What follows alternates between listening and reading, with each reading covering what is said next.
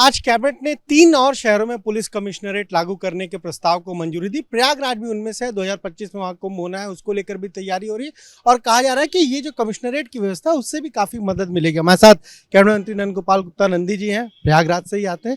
ये जो आज प्रस्ताव आया है, प्रयागराज भी उसमें है जहाँ पुलिस कमिश्नरेट लागू होगा, इससे फायदा होगा और जो कुंभ है उसमें भी मदद मिलेगी। निश्चित रूप से आप देखिए, अगर हम कल की ही बात करें तो इतनी बड़ी पहली बार मीटिंग की माननीय मुख्यमंत्री जी, चीफ सेक्रेटरी, डीजीपी,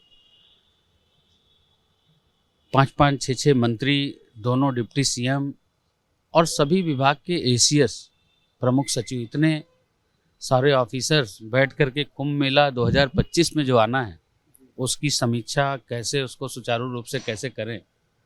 और दूसरा, आज जो एक बहुत बड़ा डिसीजन प्रयागराज पुलिस कमिश्नरेट बना है, मैं माननीय मुख्यमंत्री जी को बधाई देता हूं। आगरा भी और गाजियाबाद भी।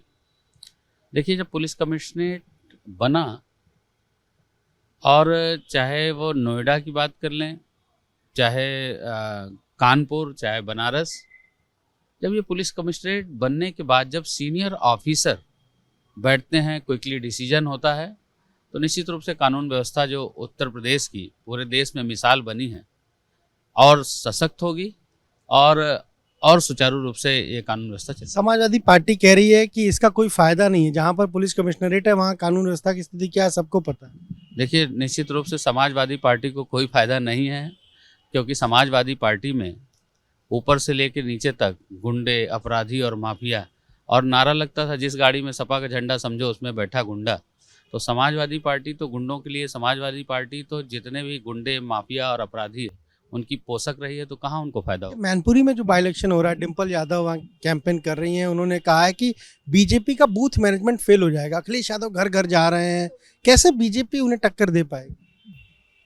देखिए, भारतीय जनता पार्टी सबका साथ, सबका विकास और सबका विश्वास और सबका प्रयास सिर्फ नहीं, ये नारा ये है, उद्देश्य हमारा ये धरातल पर दिखाई दे रहा है।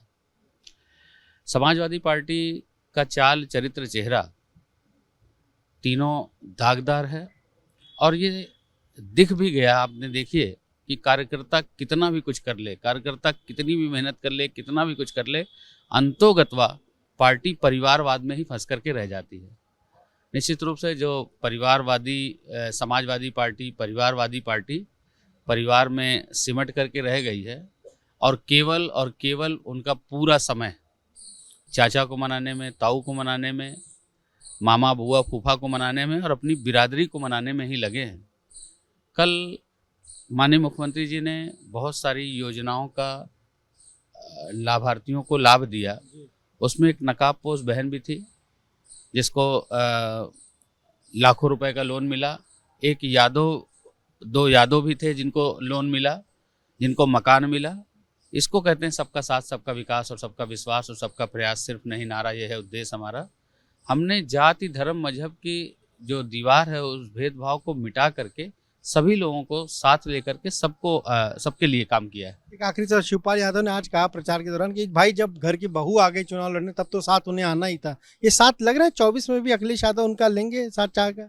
देखिए, ये आप क्या बोलेंगे। आपने देखा, समाजवादी पार्टी को समाप्त होती पार्टी बनाने में अखिलेश यादव का बहुत महत्वपूर्ण योगदान है।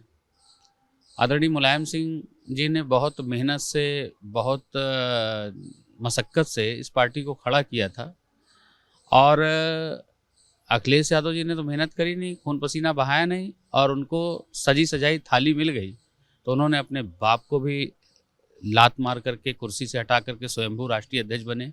अपने चाचा को धक्का दिया मंच पर। ये सब दिखता है। ये स्वार्थी लोग हैं।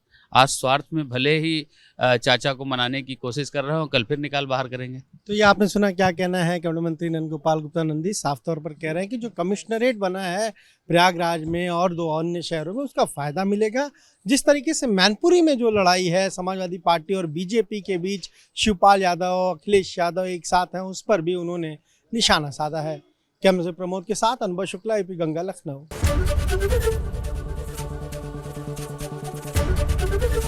एबीपी गंगा, खबर आपकी, जुबान आपकी।